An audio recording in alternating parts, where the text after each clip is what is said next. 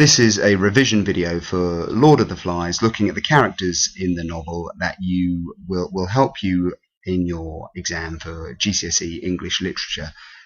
Quite often there will be a character-based question, so it's really important to revise for the characters. Not always, but quite often there is a question that specifically looks at a character or pairs of characters. Now, as with all of the texts, we need to work out the meaning first. What is it about?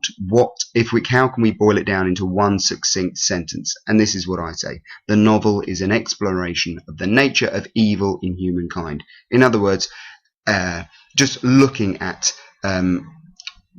how evil develops in the human race. Obviously, there are other themes within, the breakdown of law and order, etc., etc. But I think it all boils down into this kind of sentence: the nature of evil in humankind. So we have our characters. Again, like the Of Mice and Men video on characters, we have main and subordinate characters. So we have Ralph, Jack, Piggy, Simon and Roger. I've included Roger in the main characters, although he's only in, he's not in the novel really. I mean, he's in the novel throughout, but we don't really know that much about him for a long time, until the later stages. He is still, I think, I would consider him a main character. The subordinate characters, we have Sam and Eric. They are twins, but they are considered to be one character by the other characters within the novel, but Golding also presents them as one character. And the generic group of the Littlands. I doubt very much you would get a question on one of the Littlands, so Percival or the boy with the mulberry-coloured birthmark. Probably that you would get a question maybe on Sam and Eric, or the Littlands as a group. But anyway, in this video, I'm just going to be looking at the main characters: Ralph, Jack, Piggy, Simon, Roger. So, Ralph. The novel starts with Ralph. He's the first that we see, and he is presented as the ideal in society, the ideal both physically and morally. We see Golding says that he could have been a boxer, but also eyes that proclaimed no devil, showing that that Ralph is the model boy, the ideal in society. He is a natural leader. This is noticed immediately by the other boys when they take their vote in the first chapter. His leadership style is democratic. In other words, he's thinking of others. He leads for the benefit of others rather than the benefit of himself, and this is conveyed through his self-sacrifice and his consideration for the others. At the start of the novel, he's naive. He is presented as a child, that he thinks that his dad's an officer and they're just going to get rescued like that. However, with the weight of leadership, the responsibility of leadership, he quickly matures. He is susceptible to the same weaknesses. He teases Piggy. Piggy asks him not to tell the others his nickname. He doesn't ask Piggy what his real name is. And also, when it comes to the hunt, he is exhilarated. He kind of senses that bloodlust in himself. So he's just the same as everyone else in the novel. And Golding is showing that even the best of us have something within us, that weakness within us that can, if it's not controlled, can get can get worse. He is committed to civilization. He wants to get rescued rather than just surviving on the island. So he wants to keep the fire going rather than hunting. And of course he clashes a lot with Jack over that. He can't manage the burden of leadership alone. He depends on Piggy for support and guidance. And he resists his instinctual urges. Now in my other video on themes and symbols and so forth, I'm going to talk about the loss of innocence and regression, so going backwards into a savage, more primal state. He resists that, but however, as the novel progresses, he witnesses it in others, and of course he is traumatized by it at the end. Jack. Now, Jack, he is also a natural leader. However, he's got a completely different leadership style. His leadership is driven by selfish desire for power and control. He wants to be a leader for the control that it can give him over others. He's the antithesis of Ralph. Okay, so Golding presents him as a dichotomy, the polar opposite to Ralph. Ralph is democratic, Jack is autocratic. Ralph thinks of others, Jack thinks of himself. He is strong-willed and that stereotypical fiery redhead. He is a bully. We see that from the outset in the way that he teases Piggy and also just tells him quite brutally to shut up. He punches Piggy as well later on. He is shown to be militant and authoritarian. His entrance is in the novel is marching the choir in and telling them to halt. And he sees rules certainly as a method of control. At the start, he's the one saying, yes, if we have rules, we'll have lots of rules, and if anyone breaks them, implying that he wants the rules to be there just so he can punish someone or if they don't follow them. Now, his punishments, of course, turn physical, and this reflects his violent and savage nature that is innate within him, even at the start, but as he regresses it gets worse and worse. His leadership is built of fear. The boys are afraid of him. They feel that they need him to protect him, so they're scared of him, but they want him to protect him. Typical bully. He's obsessed with hunting and killing. At first he's unable to carry out the kill, and then he gets obsessed with that. He must kill because for him it represents the ultimate control, the ultimate power, the taking of a life, and it's the ultimate control over his surroundings. In terms of the beast,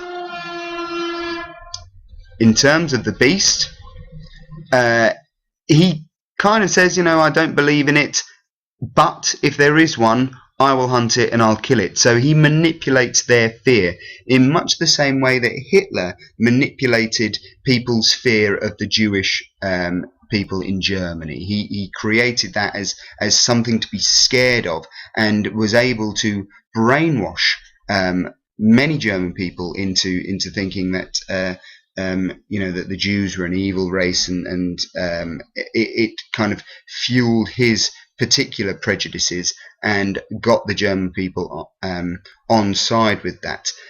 And again, it strengthens their leadership by using their fear, and again showing I'm the person that is going to help you, I'm the person that's going to protect you. As the novel goes on and we see that his regression into this more primal state, his cruelty and violence develops even more. At first, it's just a simple kind of verbal bullying, which becomes a physical bullying, and then later on we see a much more darker cruelty over the other boys. Piggy. He is the scientist, he's the rationalist, he is the voice of common sense in the novel. He's very intelligent, and this is contrasted with his physical weaknesses. Okay, he's overweight, he has asthma, and he is short-sighted, but he's very, very clever. Now, another thing that is contrasted with his intelligence is his background. He comes from a disadvantaged background. He is looked after by his aunt. He hasn't had the education of the others, and we see that in his ungrammatical expression. He speaks in double negatives. I don't believe in no ghosts. You can't half swim well, and that is contrasted with the expression of the others, who come from very much a middle class background. He's devoted to the conch and to law and order. He is there when the conch is found. He is there when the conch gets destroyed, and he respects it all the way through. His intelligence is essential to Ralph's leadership, but also to the boys' survival. And the other boys don't really understand it, apart from Ralph, who depends upon him, as we've said, for his aspect of on all aspects of leadership. It's Piggy that tells him what the conch is and how to blow the conch. And Ralph is aware of this, but the boys don't really understand this. He will never be a leader, however, he is able to strengthen and support Ralph's leadership. The fact that the boys don't understand how important he is, and he is ignored and he is ridiculed, and this is Golding saying that actually common sense is often ignored in our society. Look at his progression throughout the novel. He stays unchanged throughout. His hair stays the same length. He keeps on pulling his socks up and he maintains his uniform.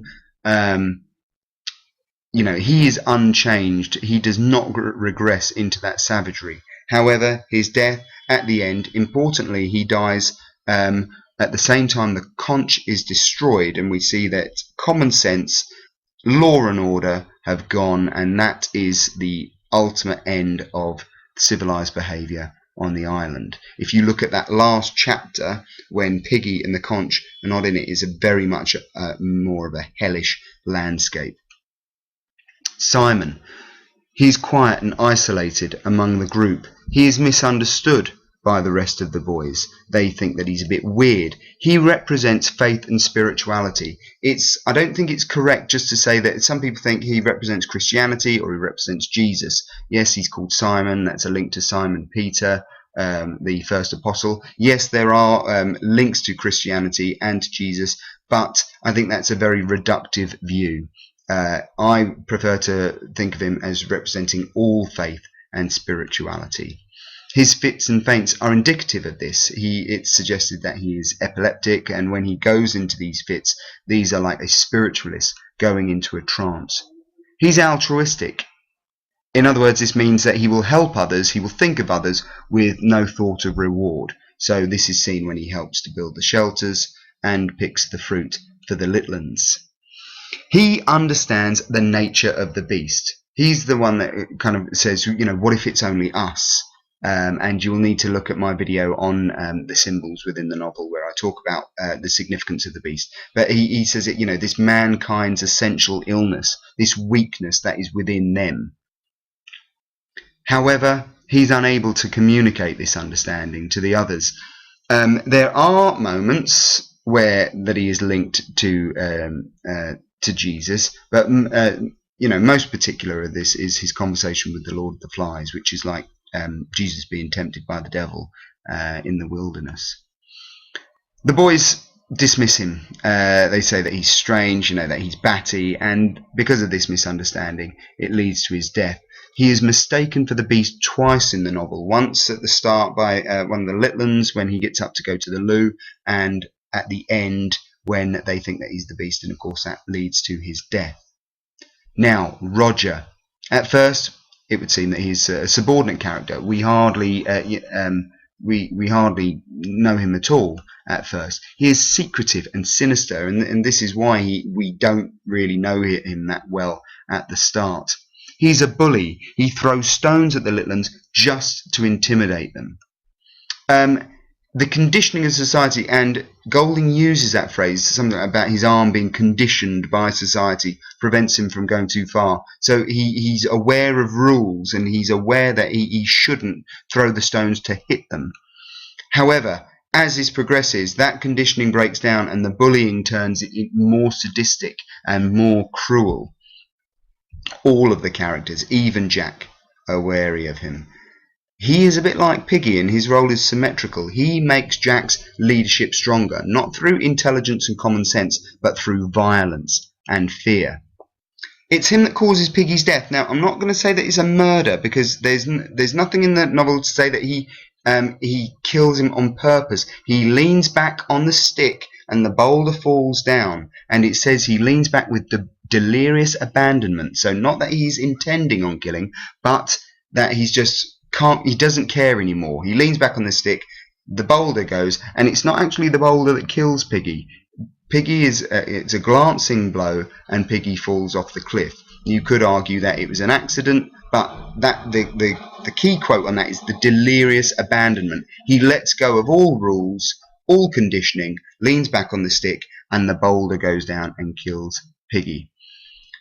It's Roger that sharpened a stick at both ends, perhaps the most sinister and chilling quote in the novel. It's the one where they put the pig's head on the stick, but also the idea of that's what they're going to do to Ralph in that last chapter, kind of showing premeditated murder, sharpen a stick at both ends. In other words, they're going to kill him and cut off his head.